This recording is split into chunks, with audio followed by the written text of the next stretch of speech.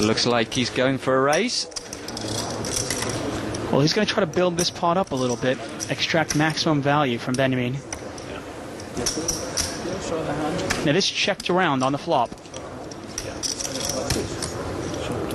And as you called it, Ivy quickly out, and we are heads up between David Benjamin with the trip aces, Tom Durdwan with a full house. A magical turn for Dwan.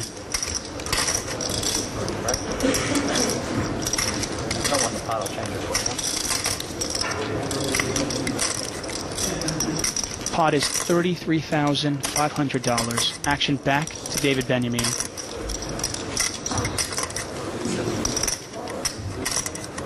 Yeah.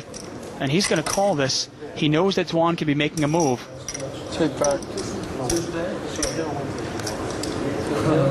I'm not a professional.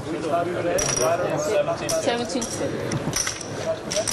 So he calls. I think he wants to find out whether Tom's going to fire again on the river. Of course. That's 7. Oh, wow. Means that David Benjamin goes in front with aces full. It's not a mystery for Tom Dwan, though. No, of course, just sickening, sickening river there. The only hand that David Benjamin could be losing to are ace-10 and 2 sevens. So he can be feeling pretty confident right now. I would imagine, and Benjamin's going to bet this, it looks like. And if you're Dwan, you just got to be sick. Great turn, awful river.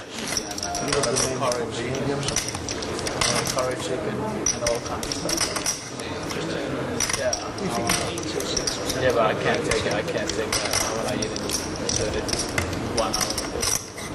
I think if I was David Benjamin, I'd have to check it. The only way he's going to get any action in this pot.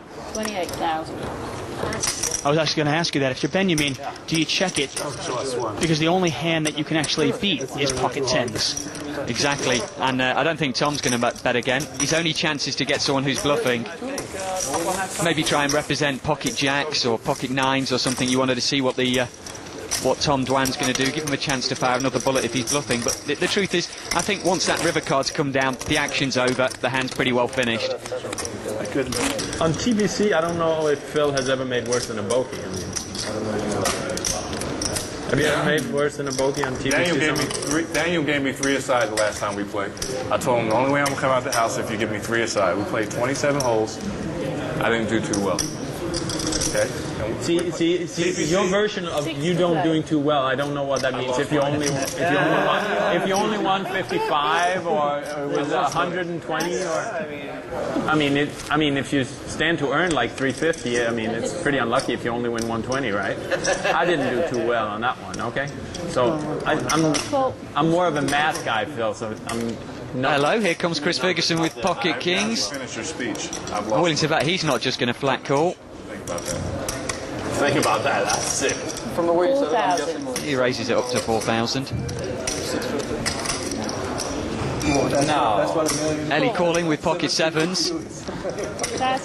And of course looking to spike a 7. Get some action from Chris Jesus Ferguson. I've lost money at that match.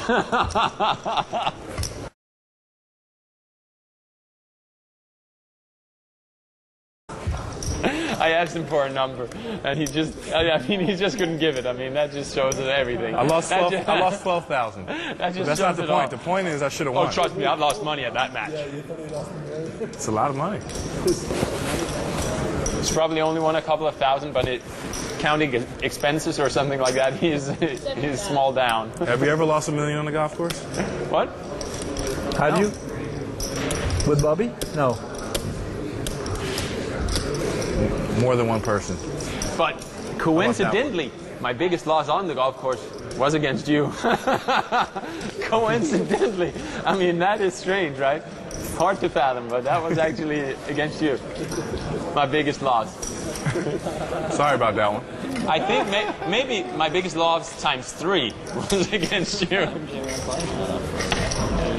I'm a small-time gambler nowadays. If you haven't noticed, I've played pretty tight. You are playing pretty tight. I'm a small-time gambler. I'm following my man Phil Hellmuth Jr. the Third. We've got more red-hot poker for you from the Full Tilt Poker.net $1 million cash game after this short break.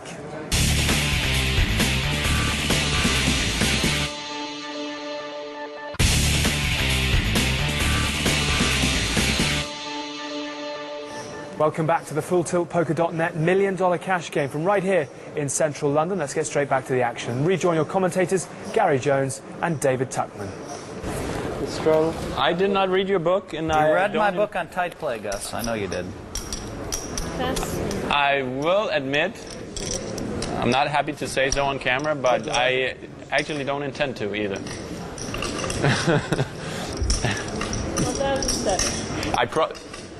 But the good news is I probably should do it. But I just haven't been to the bookstore for a long time. Apology accepted. Have you read his book, Bill? Gus's book is terrific. 3, Jack. Check, 2, check. Normally I would take that as an insult, but Nothing I know for that you don't know I have a book out. either player. Well, there's something there now for Ellie. 1,600. He's made the wheel. He's got an ace to 5 straight. Cool. Actually, I probably have a copy here. And Helmuth, he's picked up the flush draw. Don't worry about me, I'm on one copy. And now he's caught the king. That could be a very costly river for Phil Helmuth. Have you ever read a book in your whole life? You can't lie on TV. And it's a $6,000 bet from Alezra over to Helmuth, and I don't see how he gets away from this one. And by the way, you ever read Dr. Seuss? Yeah. How's it doing? How's your book doing? It's good. I mean, how's it selling? What? How's it selling? The king does, of course, complete the spade flush. Better than any other poker board will ever do. Really? I don't know. I think so. I mentioned at the end my biggest mistake in the tournament concerns you. What? My biggest mistake in the it's from the Aussie Millions that I won. In the end, I write about my biggest mistake in the tournament. It's against you. What is it? Ellie, what do you have, Ellie? The fact that I didn't cross-book with you in the tournament. That's written at the end. That's the biggest mistake of the tournament. Because we started at the same table. Ellie, what's the deal, Ellie? I really can't fold this hand. Cost me 1.2. What can I do? I'm just such a nit. I might have played better.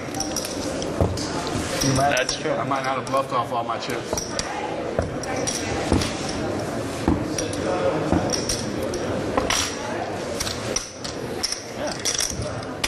I promise I There's a lot of paragraphs about you.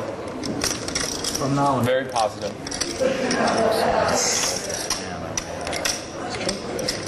I want to fold, Ellie, but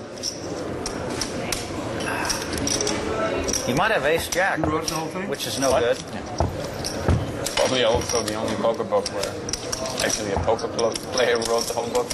It's sort of like How many pages? name on the front and someone else wrote it. 300 something?